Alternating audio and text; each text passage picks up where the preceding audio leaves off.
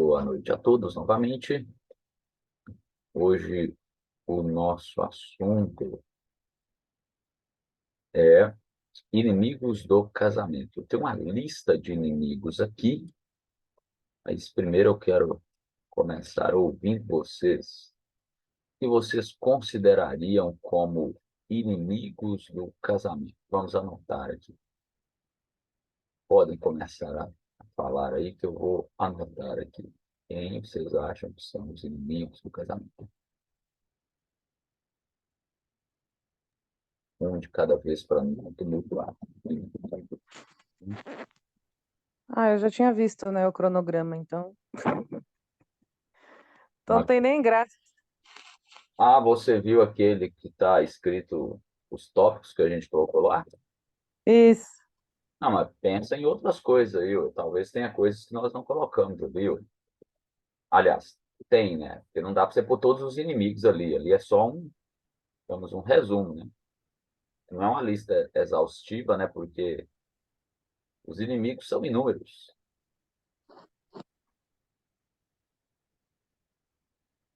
Quem não viu a lista, fala aí, então.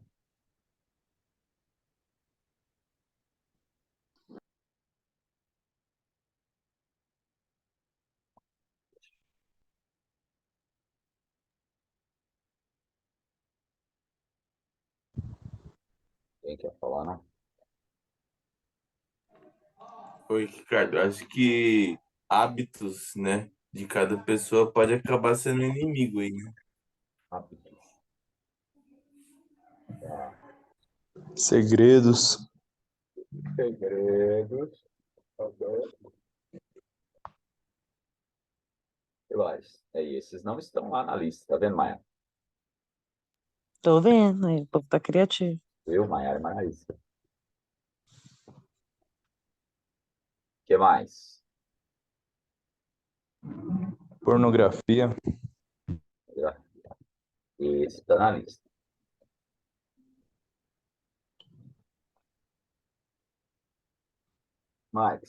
Mais.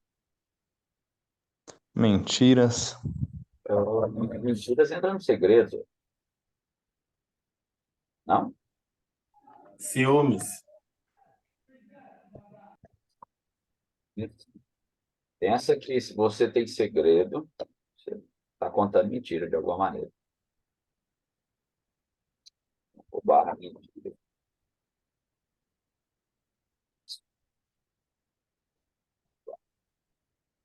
Filmes também está lá na lista. Ok. Então, alguns exemplos aí. Oi?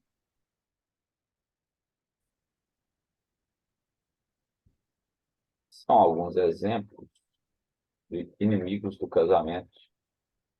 Vocês já convivem com esses inimigos agora, no namoro, no noivado, só que, logicamente, que no casamento eles, digamos, se potencializam, né?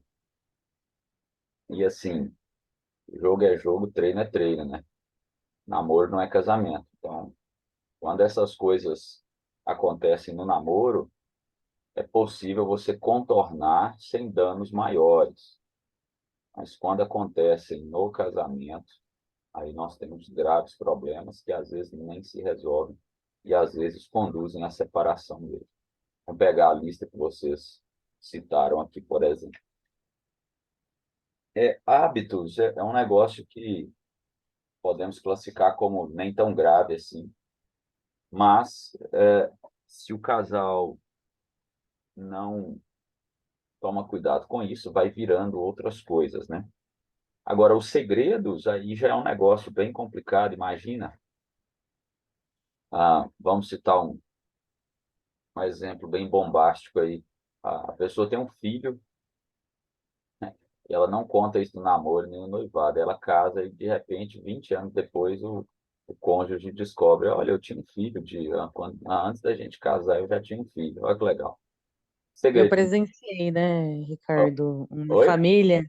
Eu presenciei uma família, né, que a mãe, ela tinha dado 5 filhos. Só que um ela deu para avó e a outra ela registrou, Ah, né? Foi com registro. E lá na Bahia. E aí, o filho que foi dado para a avó, de boa, né? Aham. A que foi com registro conseguiu encontrar a mãe e os outros três filhos, tipo, tá perdido, ela não vai encontrar, eu acho que nunca mais. E É. ela só foi contar pro marido dela depois de mais de 18 anos de casados, quando eles já tinham mais um filho, ou seja, o sexto filho dela. E aí quase acabou o casamento, tudo, né? Eles ficaram um bom tempo sem se falar, tal, dentro de casa mesmo. E ela só contou porque essa menina apareceu. Aí, como já soltou a bomba, e aí ela já contou dos outros três, entendeu? Então, veja, né, que segredo, né? Segredo e mentira é um negócio assim que sempre vai estourar uma hora, né? O negócio falou, a menina apareceu, ela contou. Então, assim, não importa o quanto tempo que passe, você manter segredo no casamento ou contar mentira, sempre vai ser um grande problema. Então, esse é um inimigo, assim, que você precisa levar ele bem em consideração. Se você tem algum segredo ainda, conte agora, antes de casar. Não esconde nada. Faz uma conferência entre você e o seu companheiro aí. Fala, ó, eu preciso contar isso aqui da minha vida. Então, vai e conta. Às vezes até coisa você acha que não vai ter impacto, né? Mas, não sei, de repente, esse mundo pequeno, né? Você precisa contar. Falar, olha, minha vida aconteceu isso aqui, isso aqui, isso aqui, né? Para depois, lá na frente, igual 20 anos depois, 10 anos depois, isso vem à tona e a pessoa fala, olha, você não me contou isso. Ah, não achava importante na época, então não. Conta tudo, passa a limpo a vida um do outro, porque, de fato, isso aí pode ser um problemão mais adiante. Agora, talvez não é, mas depois pode ser. A pornografia e os ciúmes, a gente vai falar aqui dentro dos inimigos que nós selecionamos, né? Então, nós precisamos considerar que há, de fato, esses inimigos e a gente precisa lidar com eles de uma maneira bem transparente. Quando a gente fala dos inimigos, esses inimigos por si só, eles não tendem a afetar o casamento. O problema é que nós trazemos esses inimigos para dentro do relacionamento. O problema é que nós abraçamos os inimigos, trazemos, por exemplo, a pornografia que foi citada aí. Pornografia está em todo lugar. Tá aqui, se eu acessar um site que agora vai aparecer, se eu abrir o aplicativo da Netflix, selecionar um filme lá, vai aparecer. Enfim, está aí. Mas é eu que vou trazê-lo para dentro do casamento. Então, é um negócio que é até absurdo, né? Quem abre a porta para o inimigo somos nós mesmos no casamento. Por isso que nós devemos blindar o nosso casamento contra esses tipos de coisas, contra os inimigos. Aquilo que for, aquilo que for causar problema no casamento, você se livra disso logo, evita, né?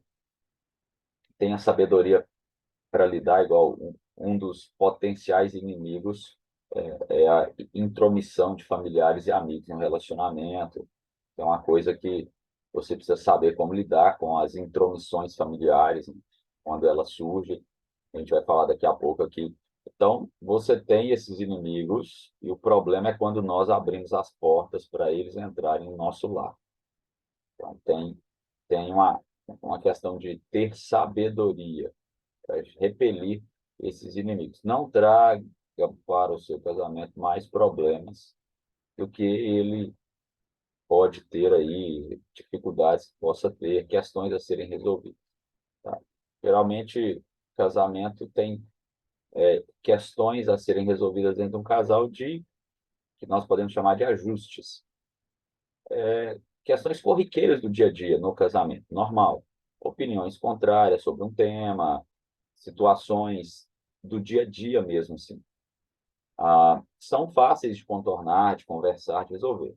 Agora, o problema é quando a gente tem esses inimigos que não só estão rondando, mas quando eles entram na nossa casa aí, a coisa fica bem mais complicada.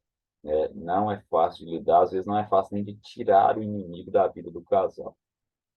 Por exemplo, a pornografia. Isso aí é um negócio complicado. Quando a pessoa interna na pornografia, ela vai trazer grandes problemas para o casamento e nem sempre isso vai embora fácil. E às vezes você vê casais se separando, não houve traição, assim, relacionamento, né? Conjugal com outra, extraconjugal com outra pessoa, não teve briga, assim, de os dois se enfrentarem. Às vezes não teve essas coisas. Ele falou, nossa, mas o casal se separou e tal. Algum desses inimigos aí entrou de tal maneira que não teve como manter o casamento. A traição, irmãos, ela é muito mais do que simplesmente um relacionamento extraconjugal, né? Ela envolve infidelidade em várias áreas. Por exemplo, uma pessoa que ela está afundada na pornografia, ela está pecando contra o Senhor, ela está quebrando a aliança repetidamente. Pornografia ela é um passo para o adultério consumado, mas ela já é uma traição. Na minha visão é, porque a pessoa ela está usando de recursos, né, imagens, filmes e etc e tal, para se satisfazer egoisticamente falando, né? Então ela está fazendo uso de um sexo fora do casamento. Quando ela assiste pornografia, quando ela consome pornografia, quando ela faz uso desse meio aí ilícito para se satisfazer. Pornografia não é igual você assistir um filme normal, né? Vai ter excitação, talvez vai ter masturbação, vai ter o pecado ali. Não só de assistir, que já é um pecado, mas também de praticar outras coisas também. Então, a traição no casamento, ela vem também muitas vezes por esses inimigos. Então, vocês precisam levar isso em consideração aí. O negócio não é brincadeira, não. Mas vamos pensar na lista aqui que a gente fez. O primeiro inimigo aí que nós temos na nossa lista é a falta de intimidade com Deus.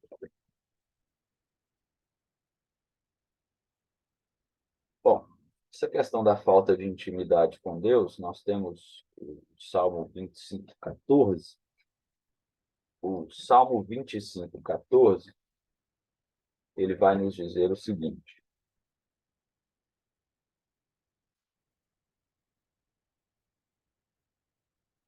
a intimidade do Senhor é para os que o temem, aos quais ele dará a conhecer a sua aliança. Então, ter intimidade com Deus, ter comunhão com Deus, é importante na vida do crente em cada momento, obviamente.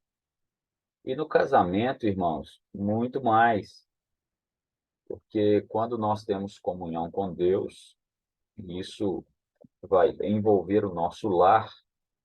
Então, o nosso lar, ele terá também a comunhão com Deus, a intimidade com Deus. Você vai ter um relacionamento de intimidade com a pessoa que você vai se casar.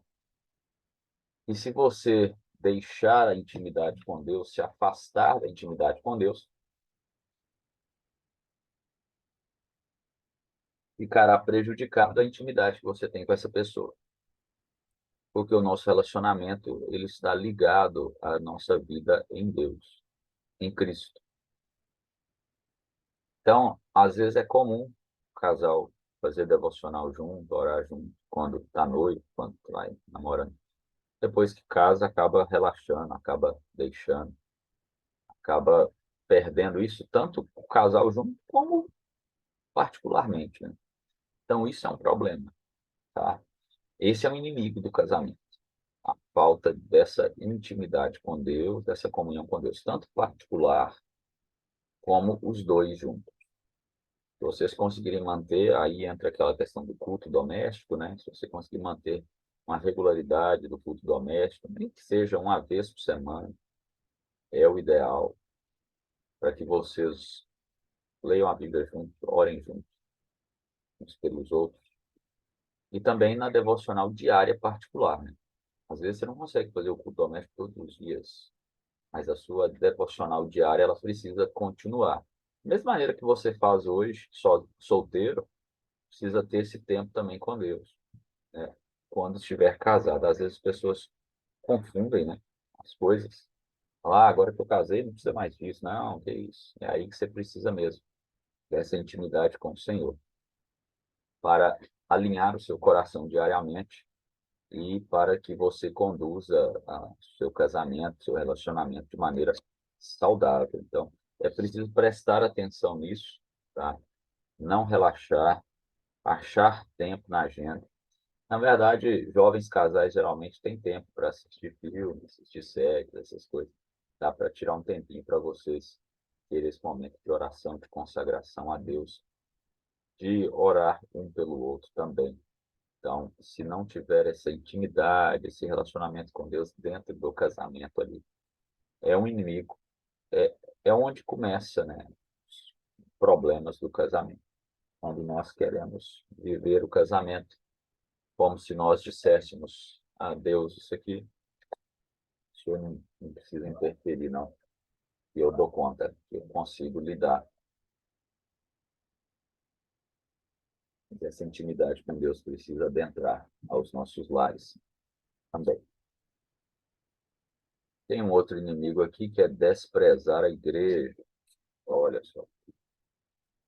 O que nos fala Hebreus 10, 25? Não deixeis de congregar como é costume de alguns. Você se lembra desse texto? Hebreus 10, 25. Hebreus 10, 25 diz assim: Não deixeis de congregar, como é costume de alguns, antes façamos admoestações e tanto mais quanto vedes que o dia se aproxima. Olha só, naquele período ali, os pecadores já estavam deixando de congregar, né? E há uma chamada do autor de Hebreus nesse sentido: não deixe de congregar, como é de costume de alguns. Então é novo esse pessoal não querer ir na igreja, né? Não. É novo esse negócio de desigrejado, né? Não. Nada tem, nada novo debaixo do céu. Então, assim, você vai casar, a gente dá um desconto para você nas primeiras semanas que você não vai na igreja, tá certo, não tem que ir mais, não. Assim, é brincadeira. Mas se você se ausenta, assim, por um período, né, no início do casamento, a gente até entende, né? Mas precisa se atentar a isso, né? Desprezar a comunhão, desprezar ali as aulas da escola dominical, desprezar o culto, se fechar, né? Agora nós vamos fechar aqui o casal e vamos desprezar tudo que é relacionado à igreja. Cuidado com isso. Isso pode acontecer facinho na sua vida. No caso da nossa igreja ali, por exemplo, nós temos um ministério de casais, não temos ministério para jovens casais, né? Mas eles são integrados ao MP, igual tivemos o acampamento agora, vários jovens casais estavam lá. Então, você também pode participar, né? Às vezes vai casar e falar, agora eu não posso mais no acampamento. Não pode. Tem um monte de jovens casais lá, né? Então, participar dessas coisas, atividades, participar quando tiver o encontro de casais também, porque o encontro de casais é aquela palestra mais direcionada aos casais e tal, que às vezes a gente não consegue fazer isso com mais frequência na escola dominical, né? Você tem a classe de casais também, que tem alguns assuntos pertinentes, tem alguns não, tem os assuntos pertinentes ao casamento, coisas que outras classes não vão conseguir tratar. Então, vocês, ao casarem, faz favor, né, participem mais da vida da igreja. Se você participa agora que é solteiro, participe ainda mais quando você for casado. E veja, quem é casado, a Bíblia até instrui nesse sentido, né? Pode contribuir para quem está solteiro ainda, quem vai casar ainda. Então, vocês vão passar para o time dos casados e poderão colaborar com aqueles que vão se casar ainda, contando a experiência com vocês, as dicas de vocês, as orientações de vocês. Isso tudo acontece no ambiente da igreja, entre os irmãos ali em Cristo. Então, não despreze a igreja, tá? Eu sei que depois que casa, talvez pode vir, a gente podia ficar aqui no domingão, enrolado no cobertor e tal, curtindo uma outra. Isso é louvável, mas domingo é o dia do Senhor, por exemplo. É o dia de você ir à igreja, de você participar da vida da igreja, não só no domingo, né?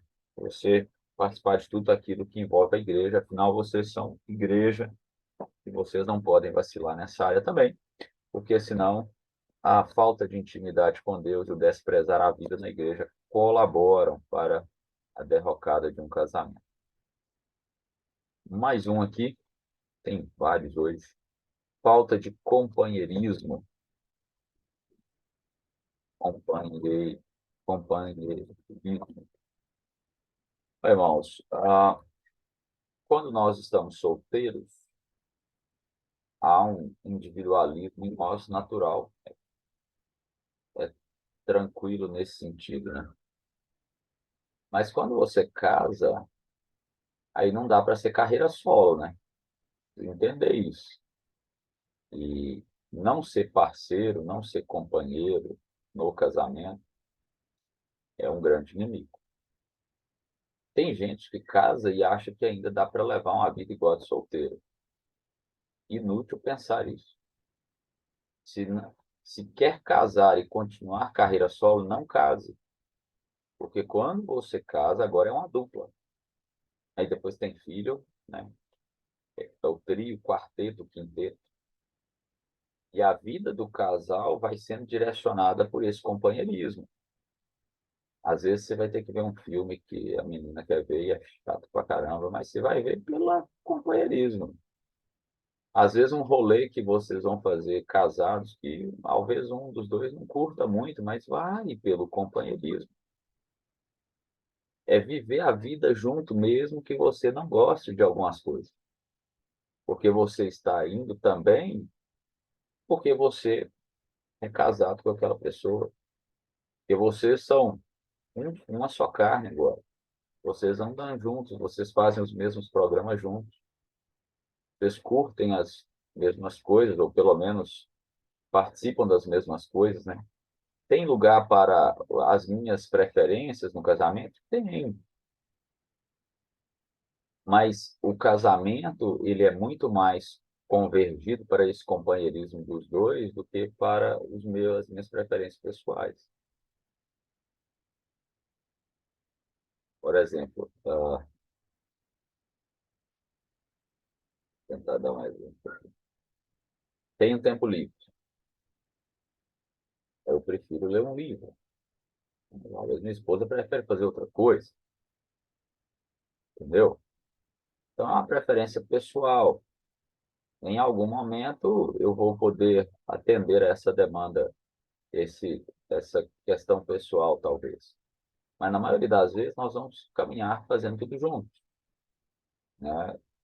E essa falta de companheirismo leva o casamento não para um patamar de casamento, casado, o cônjuge, leva para a ideia de cada um por si. E casamento não é isso. Não é cada um por si. Então, se você faltar com companheirismo no seu casamento, você traz um inimigo para dentro de casa, tá? Porque a outra parte, ela vai olhar e falar, mas cadê a parceria? Cadê o companheirismo? Cadê? Estou sozinho nesse negócio aqui. E essa falta de companheirismo, ela também envolve um outro aspecto aí que a gente pode explorar, que é o seguinte: vocês dois saem para trabalhar, aí chegam em casa. Isso geralmente acontece com os homens, tá? Foi mal aí, mas acontece. Aí chega em casa, os- vamos supor que os dois chegam no mesmo horário ou quase no mesmo horário. Aí os dois saíram de casa cedo, que é a realidade da maioria de vocês aí. E aí chegou em casa e tal. Aí o bonitão vai chegar em casa e vai tomar um banho e vai deitar na frente da televisão. Aí a mulher vai chegar, ela vai lavar a vasilha, ela vai fazer a janta, ela vai pôr roupa para lavar, ela vai tirar o lixo para descartar e etc. E tal. E cadê a parceria nesse caso? Cadê o companheirismo? Chegou, eu tô cansado, todo mundo tá cansado. Mas eu trabalhei o dia inteiro, a outra parte também trabalhou. Mas não tem desculpa, entendeu? Você casou, então os dois é um só. Então você não pode olhar e deixar, por exemplo, a pia tá cheia de vasilha lá. Você chegou, lava aquilo lá, entendeu? Não, cheguei, eu vou ver televisão. Eu vou jogar videogame. Aí a mulher chega em casa, né? Ela morre de trabalhar em casa.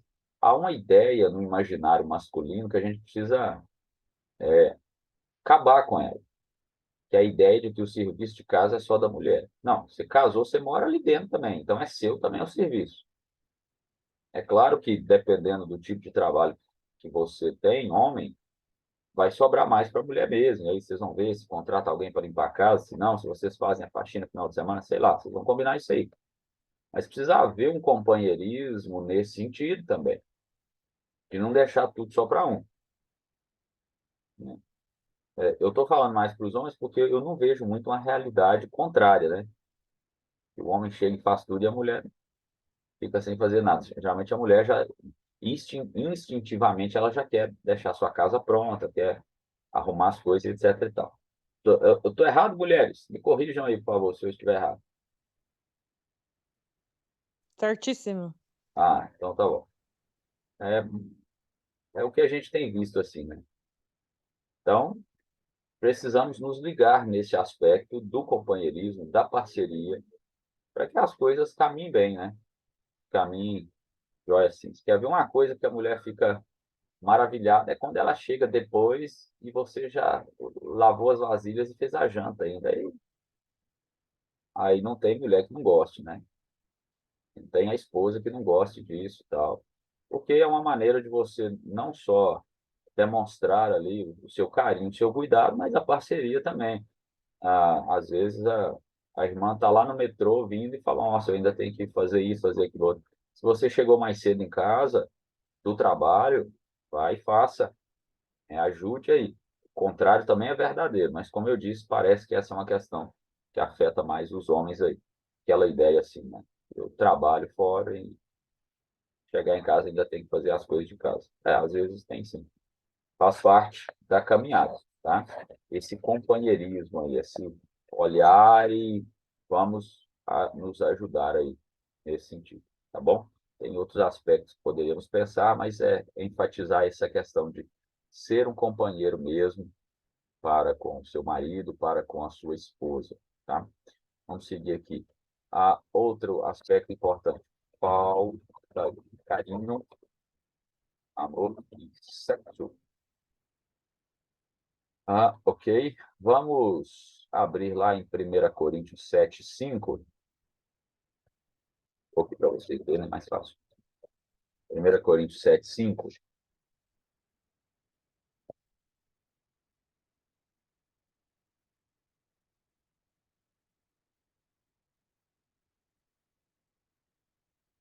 Se os irmãos aí tiverem dificuldade, por exemplo, para aprender a cozinhar, conheço alguém que pode dar algumas aulas para vocês, viu? Só uma dica aí.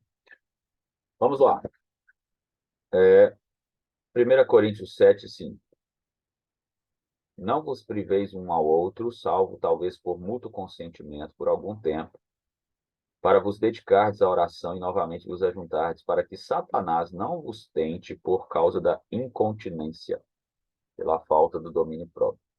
Anteriormente, aqui no texto, falando que o marido conceda à sua esposa o que é devido e a mulher também a seu marido o que é devido, uma dívida. A mulher não tem poder sobre o corpo, o marido também não tem sobre o seu corpo, porque os dois são uma só carne agora. E isso aqui está falando de sexo, tá? Está falando da questão do relacionamento sexual. Eu estou pegando esse texto para ilustrar, mas a gente está falando não só do sexo, mas do carinho e do amor que caminham também juntos aí.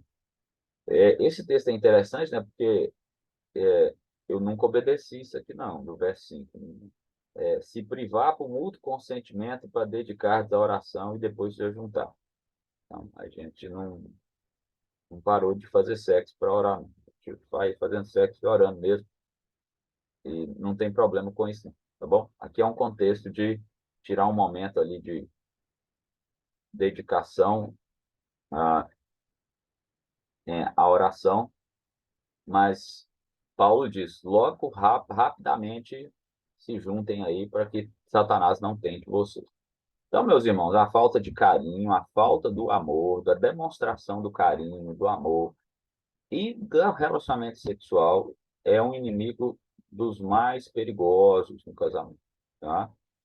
E olha só, não é difícil uma pessoa que não é amada, que não tem carinho, que não tem intimidade sexual no seu casamento, começar a enxergar possibilidades em outras pessoas. Ou pelo menos ver outras pessoas se relacionando e desejar aquilo para ela. Então, assim, você como marido, você como esposa, no casamento você vai suprir o carinho, o amor e a intimidade sexual que ambos precisam. Todas essas coisas são maravilhosas, fazem parte da nossa vida conjugal. E você não pode desprezar isso. É aquela velha história. Ah, depois que conquistou, ele parecia um príncipe. Depois que ele me conquistou, ou depois que casou, ele parecia um cavalo, né? E tal. Um grosso, um ogro e tal. Então, não é assim que funciona, né? Eu sei que a fase da conquista e etc e tal, ela faz com que as pessoas elas se manifestem, né, de uma maneira talvez mais carinhosa, mais amorosa, etc e tal, mas isso precisa ser mantido no casamento também. Então, precisa valorizar, precisa transmitir esse carinho, esse amor, e os dois precisam ter uma regularidade na vida sexual também, né? Logicamente, a gente está pensando aqui em gente que não está fazendo sexo antes do casamento, né? Está pensando em pessoas que casaram e, assim sim, tem a, a intimidade sexual. Então, precisa haver uma regularidade, os dois precisam conversar sobre isso, né? Precisam. Existe até. Teve um dia desse no Twitter que eu vi uma discussão sobre isso. Uma pessoa lá tentou explicar, né? Twitter, rede social, você não consegue explicar essas coisas polêmicas, né, irmãos? Convenhamos. Tentou explicar o texto de Coríntios aqui. Só que ela falou de uma maneira como se a mulher fosse obrigada a fazer sexo com o marido, né? Que não é o que Paulo está dizendo aqui. Está dizendo que os dois, né, precisam entender que o corpo deles pertence um ao outro, é uma dívida, mas logicamente que em consenso ali entre os dois, né? E aí o negócio ficou esquisito, né? Porque parecia mesmo que ela queria dizer que era uma obrigação da mulher ter sexo com o marido, sempre que ele quisesse, assim, à disposição. E aí gerou aquela polêmica, porque essa pessoa ela quis dizer que a Bíblia orienta nesse sentido, que ficou pior ainda, né? Então a gente precisa tomar cuidado com essas loucuras que falam por aí, mas precisamos entender também que a atividade sexual no casamento ela tem essa dinâmica, né, regular para não cair em tentação. Acho que vocês já tiveram aula sobre essa questão sexual, não vale a pena a gente talvez estender muito aqui, mas ah, o, o homem é de um jeito, né, em relação ao sexo, a mulher é de outro, e precisa entender isso, né? O homem, a qualquer hora, ele está disponível 24 horas, a mulher não, tem que ter aquele processo ali, né, de carinho, de atenção, qualquer coisa, a mulher está indisponível mesmo, porque é diferente a maneira que homem e mulher lida com sexo. Então, nós precisamos entender isso. O homem precisa entender isso, a mulher precisa entender isso, para que os dois cheguem a um consenso, né?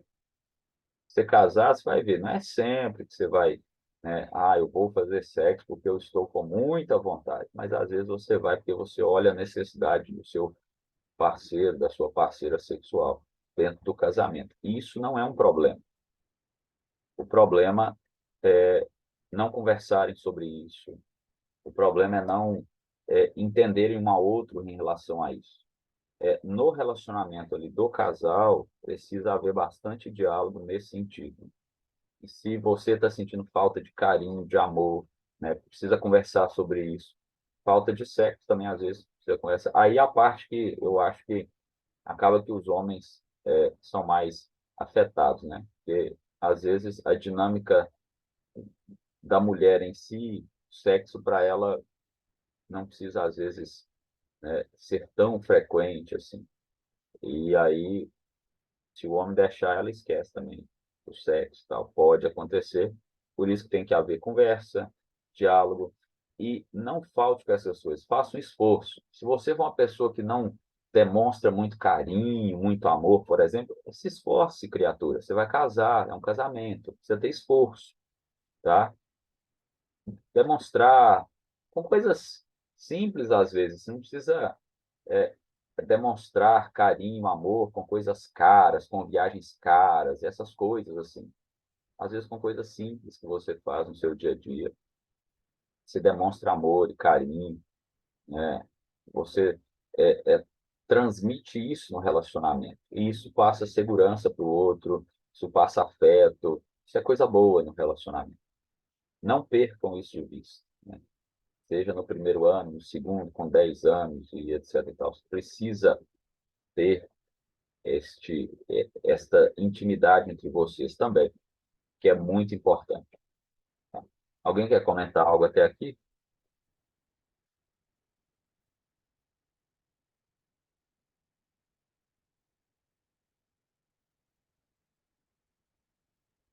Não falou nada? Adultério e pornografia. Ricardo, Pois não, pode falar, querido.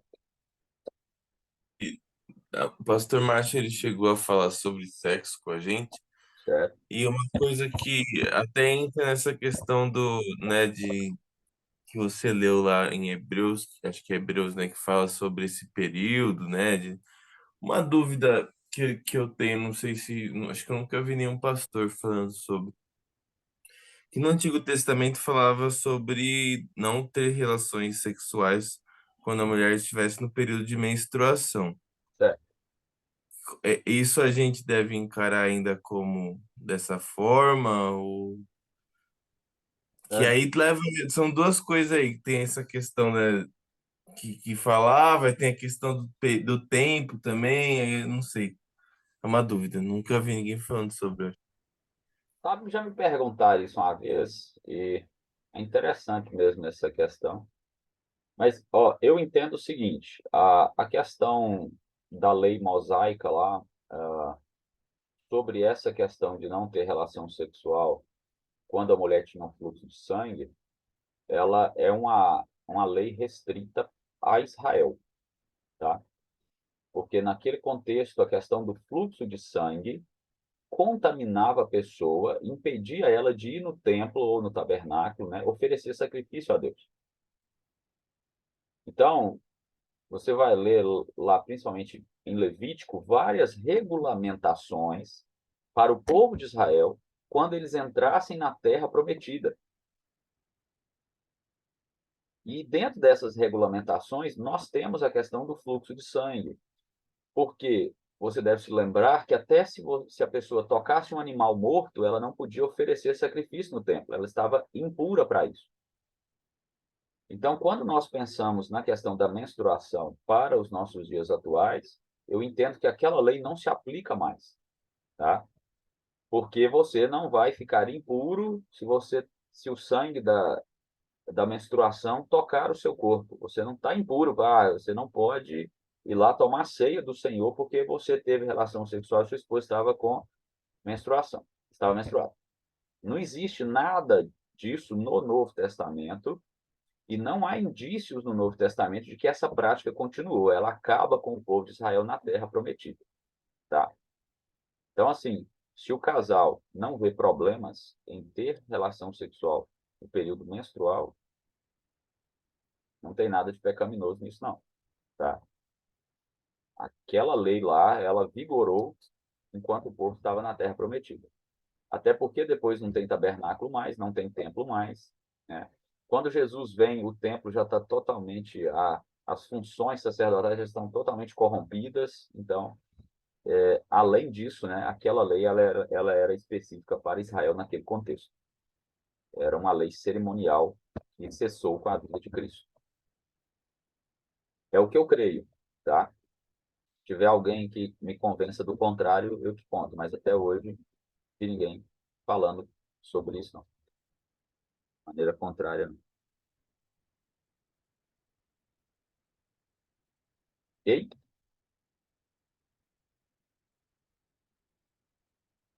Gabriel?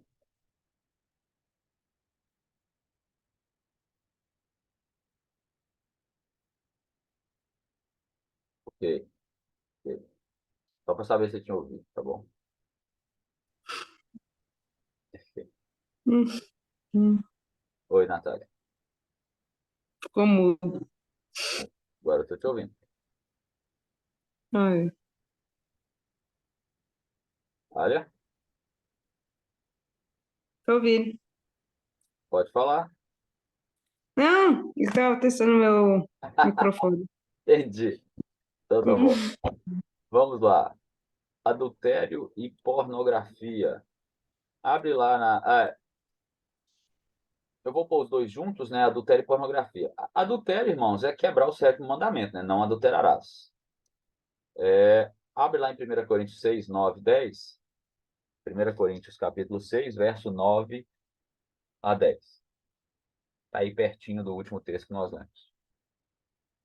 Não sabeis que os injustos não herdarão o reino de Deus? Não vos enganeis, nem impuros, nem idólatras, nem adúlteros, nem efeminados, nem sodomitas, nem ladrões, nem avarentos, nem bêbados, nem maldizentes, nem roubadores herdarão o reino de Deus. Então, os impuros aqui, e os adúlteros, e os efeminados, e os sodomitas, está relacionado à questão sexual, pornografia, adultério, coisas dessa natureza. Tá? Então, assim, o adultério, ele é um inimigo daqueles assim dos mais graves, né? E é difícil você conseguir perdoar e manter um casamento depois de um adultério, que é uma quebra assim da aliança, quebra de confiança, envolve uma conjunção carnal, uma série de outras coisas bem complicadas, né? Inclusive, esse foi a infidelidade, né? Foi o motivo que foi permitido que houvesse divórcio, algo que o casamento ele é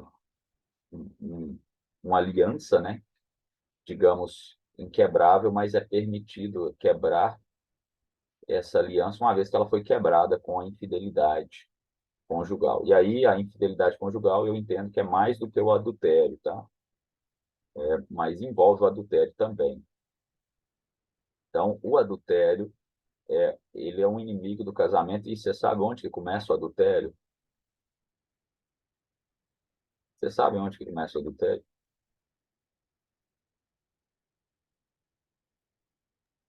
Aqui, ó, na sua mente. O adultério começa na mente. O adultério não começa com o ato em si. O adultério começa sempre no pensamento. E aí até envolve um pouco desses outros inimigos, né?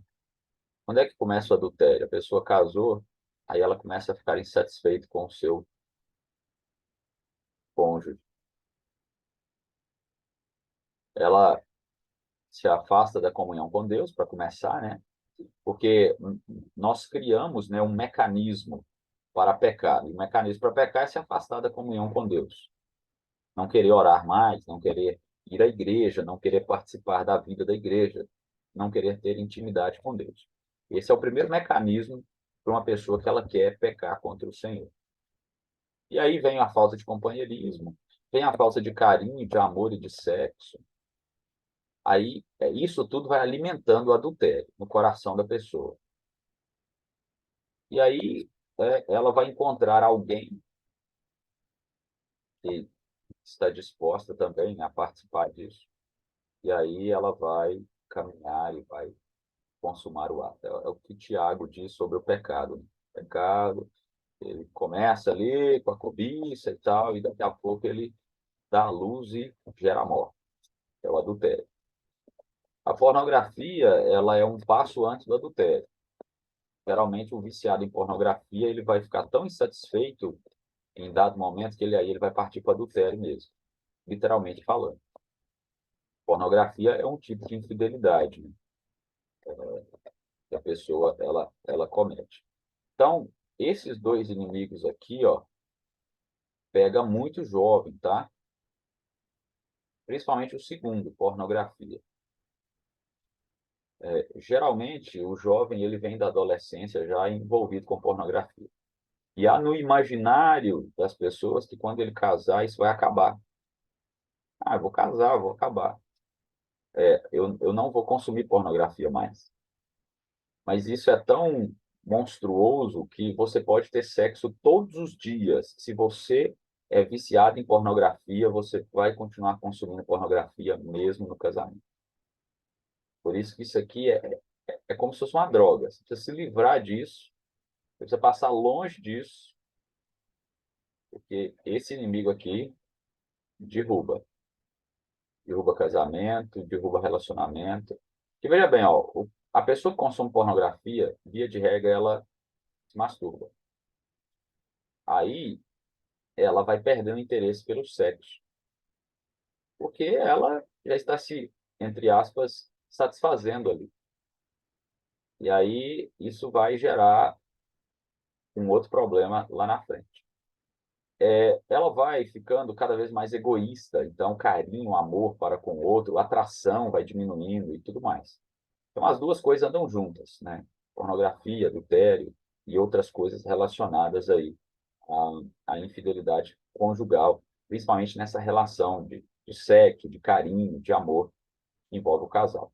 Então, nesse aspecto aqui, irmãos, o caminho é assim, não dar brecha nenhuma, vigiar e orar com todas as armas possíveis.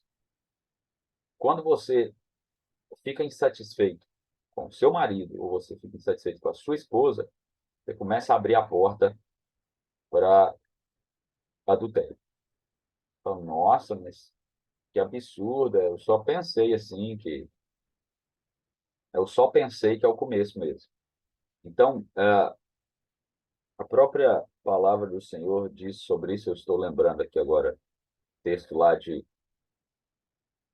que é de Cânticos de Salomão, que fala do homem beber da sua própria cisterna, que é, na verdade, ter o seu relacionamento ali conjugal e se satisfazer com a pessoa com que você se casou. Ser satisfeito. É você que escolheu, né? Se ele é bonito, se é feio, se é magro, se é alto, se tem um defeito X, Y. Você namorou, você teve tempo de ver os defeitos, de ver tudo, de concordar, de discordar. Então, não adianta você casar depois e ficar insatisfeito, né? Isso é bobagem. Precisa, né, estar satisfeito com a pessoa com que você casou e se satisfazer com ela em todas as áreas, para que adultério e pornografia não chegue perto da caminhada de vocês. Irmãos, não brinque com fogo. Não, não, não, não ache que isso aqui tem uma linha segura. Não tem. Se a sua mente já começou a virar para insatisfação, pensar em outras mulheres, outros homens, roga a Deus e muda isso logo. Não deixe isso chegar no seu coração de jeito nenhum. Pornografia não tem doses aceitáveis. É tipo crack. Você consumiu uma vez, aquilo já fica na sua cabeça. Então leve isso a sério mesmo, que esse é um dos inimigos que faz a casa cair. E nós não queremos ter que ir na sua casa aconselhar você sobre isso aqui. É muito triste quando a gente vai na casa de um casal e tem que ouvir que tem pornografia, que tem adultério. Então, isso aí é uma tristeza. Esse é um dos piores tipos de aconselhamento que tem, de visita pastoral que tem, porque você vê ali uma família sendo destruída, literalmente falando, por causa dessas coisas que poderiam ter sido evitadas se a pessoa tivesse tomando os devidos cuidados de acordo com a palavra do Senhor. Então, vigiar e orar bastante aí essa questão. Dívidas. Dívidas é um problema que dá separação também. Esse é um inimigo também que é complicado, hein? Vamos abrir a Bíblia aí em Provérbios 22, 26 a 27.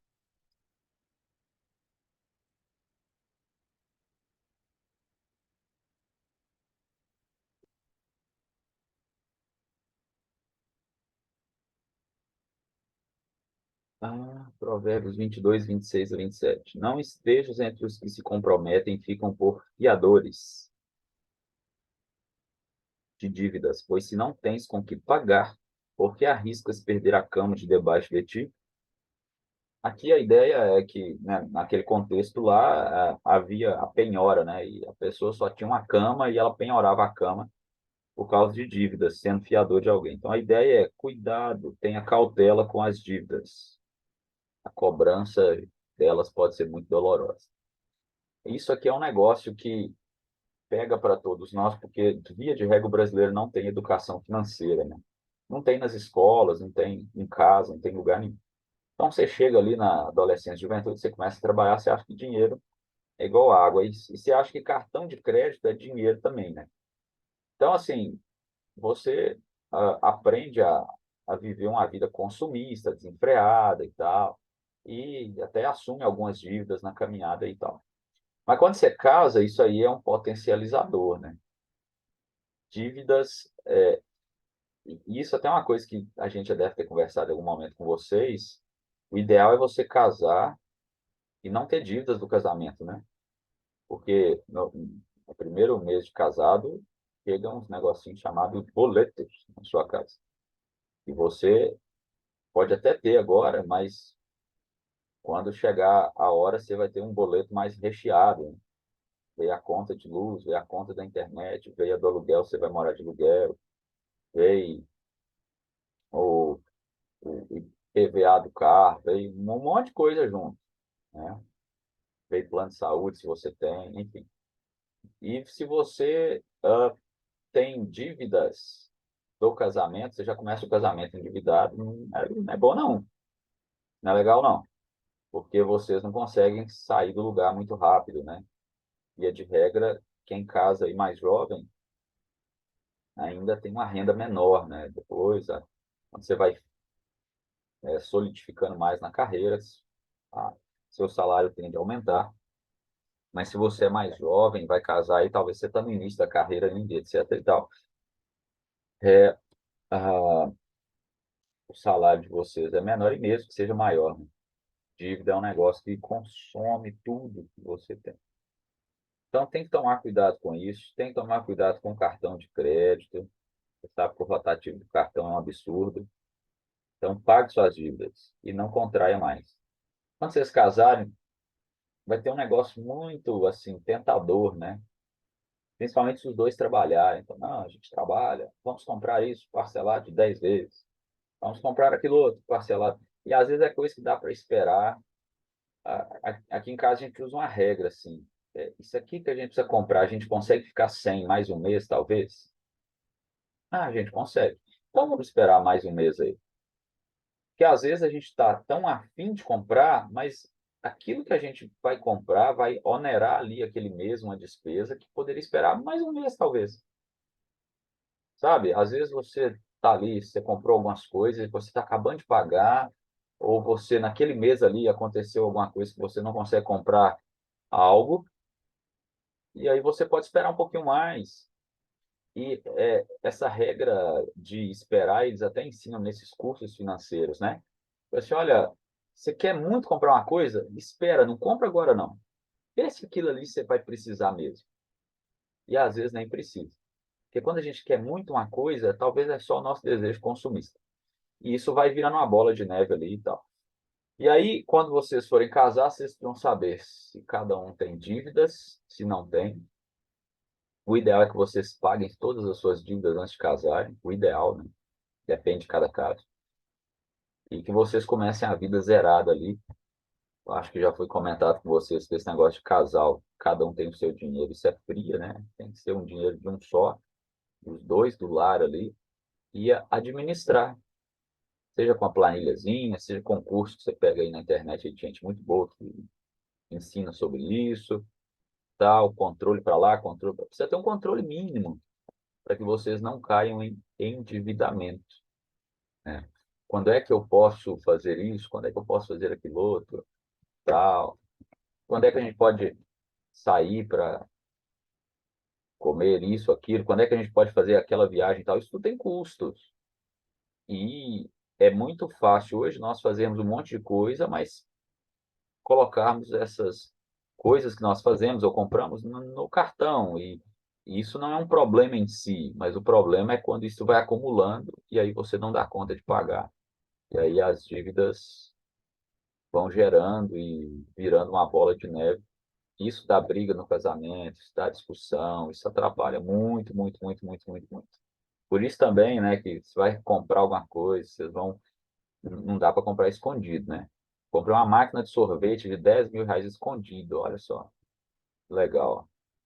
Vai ter morte nessa casa, porque imagina, você contrair uma dívida grande assim de um negócio inútil, né? A não ser que você vá vender sorvete, simplesmente por comprar.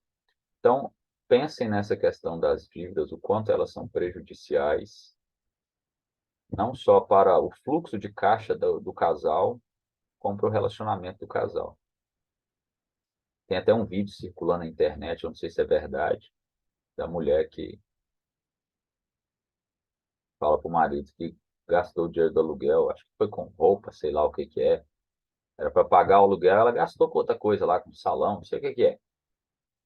E aí ela chega e fala com ele assim, ele fala sério e tal. Eu não sei se é uma encenação, né? Mas mesmo que tomara que seja só uma encenação, né? Ela fala serinha com ele, não, eu gastei o dinheiro de pagar o aluguel com outras coisas. Então você imagina, esse casal vai ter uma dívida aí de um aluguel e um problemão entre eles, né? Então cuidado com isso. Eu conheço gente que casou e escondeu que tinha dívidas, aí quando casou que a pessoa descobriu. Já pensou se você casar com alguém que tem uma dívida aí? Eu estou falando de dívida alta, né? Sei lá, quantos mil aí, e você descobre isso depois. Então, isso não é legal também, não. As dívidas precisam ser contraídas pelos dois e precisa ser bem calculada pelos dois para não terem problemas nessa área, tá? Quando vocês têm alguma dívida, vocês estão conscientes dela, vocês concordaram com ela, aí dá para os dois se alinharem, né? Falar, ó, a gente está apertado aqui, mas está pagando e tal, porque nós fizemos isso, aquilo, aquilo outro, tudo bem calculado por nós dois. E mesmo, né, que às vezes, eventualmente, precise ter alguma dívida, vocês, como casal, né, consigam lidar com isso. Um aspecto financeiro importante para tentar mitigar dívidas é você ter um fundo de reserva também, né, do casal aí, para que caso surja alguma dívida inesperada, vocês tenham como cobrir esse valor aí também. Então, você faz uma conta aí mais ou menos de uns 6 meses do seu salário e deixa isso ou na poupança ou naqueles fundos de liquidez diária que você pode tirar o dinheiro a qualquer horário, qualquer dia, para poder, em emergências, você cobrir dívidas. Tem que lembrar o seguinte, ó, se você recebe R$ 1.000 por mês, mas você tem uma dívida de 500, você não vai receber R$ 1.000 no mês que vem, você vai receber só 500. E isso aí afeta sua vida financeira. Pensa em quanto isso não afeta no casamento. Questão de dinheiro, vocês precisam lidar muito bem com ele, porque é algo que causa problemas no casamento também. Vamos terminar. É, tem mais dois aqui ainda. Ciúmes doente.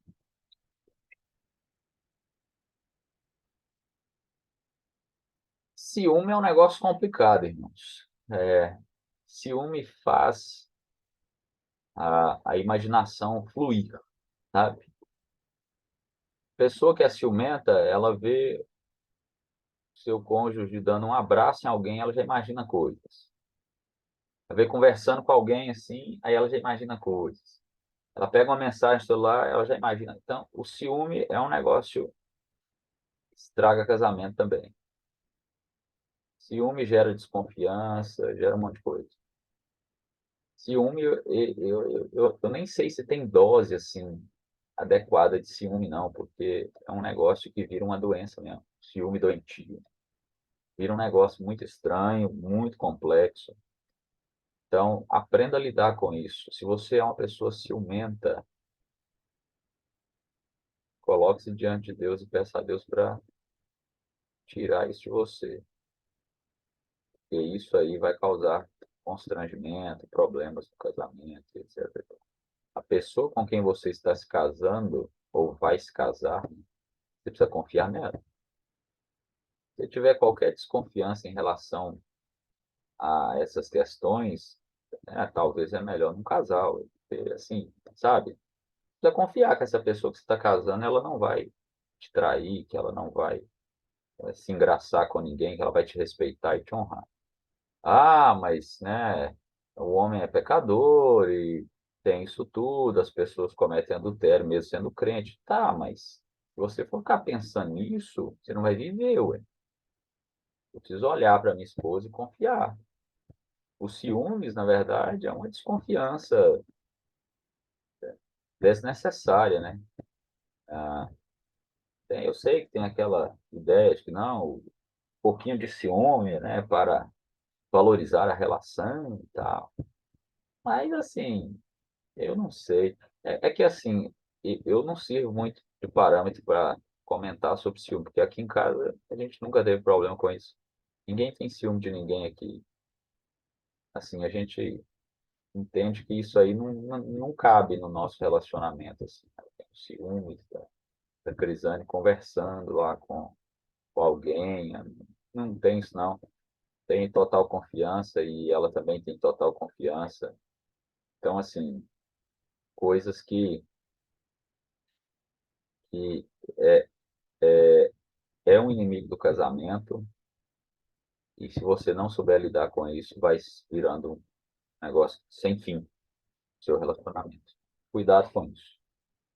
Ah, por último, intromissão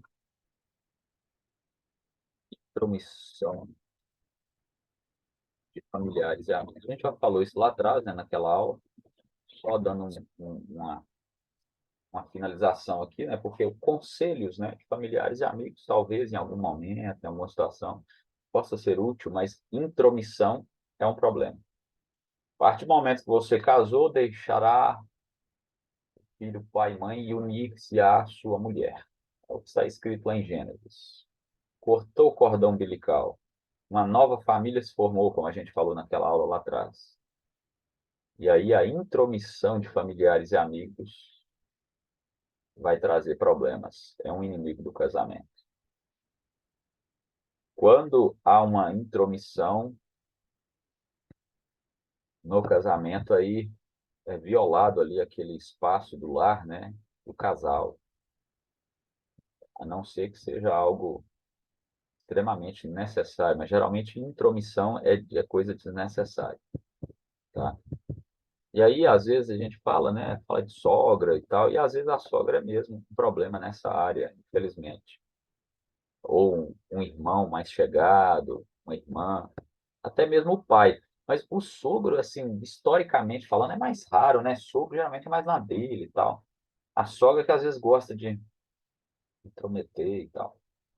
E, mais uma vez, eu não sirvo muito de parâmetro porque eu moro longe dos meus pais e dos meus sogros desde quando nós casamos. Então, a gente nunca teve dificuldade com isso, até porque já mora longe, entendeu? Então, ah, ninguém nunca intrometeu assim no nosso relacionamento, na criação dos filhos, porque a gente mora longe.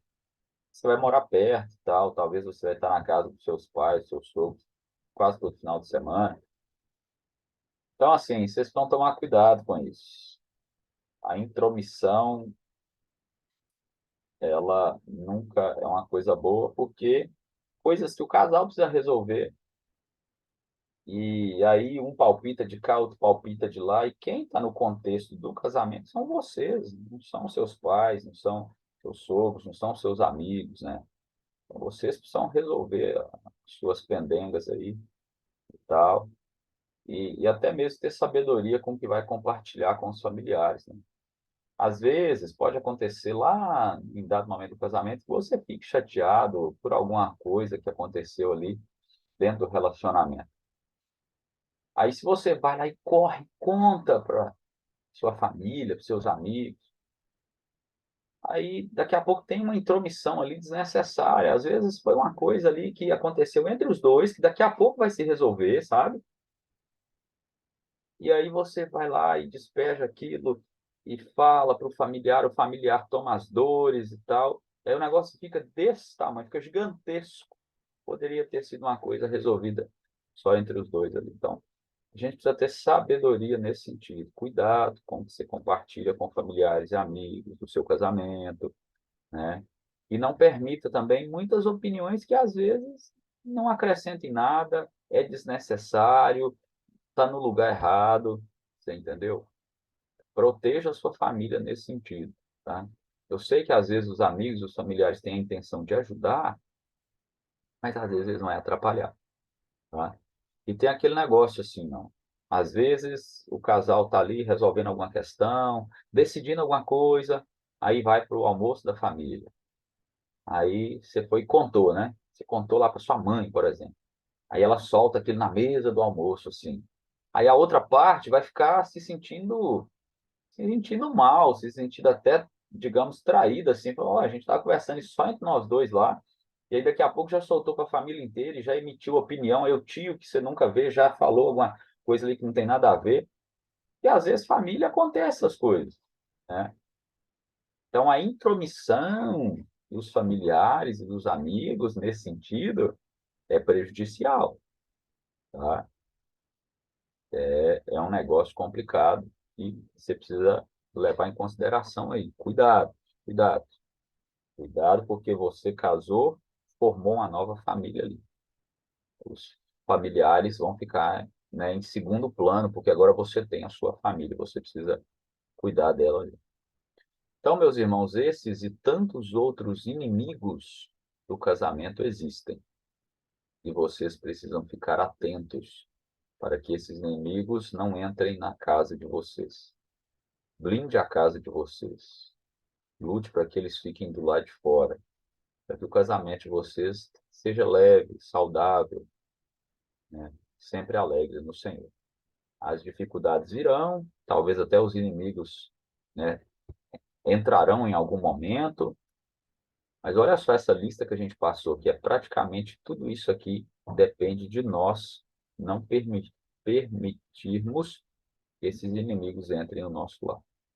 Então, que Deus dê sabedoria a vocês. Eu sei que agora essas coisas não fazem parte da realidade.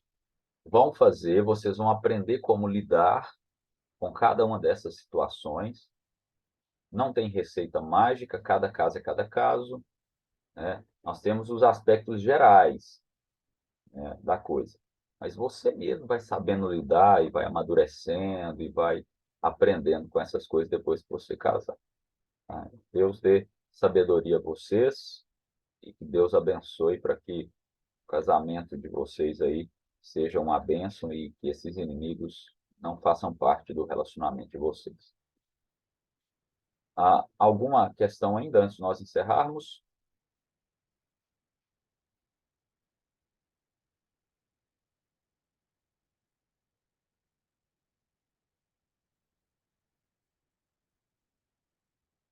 Não? Podemos orar e encerrar então?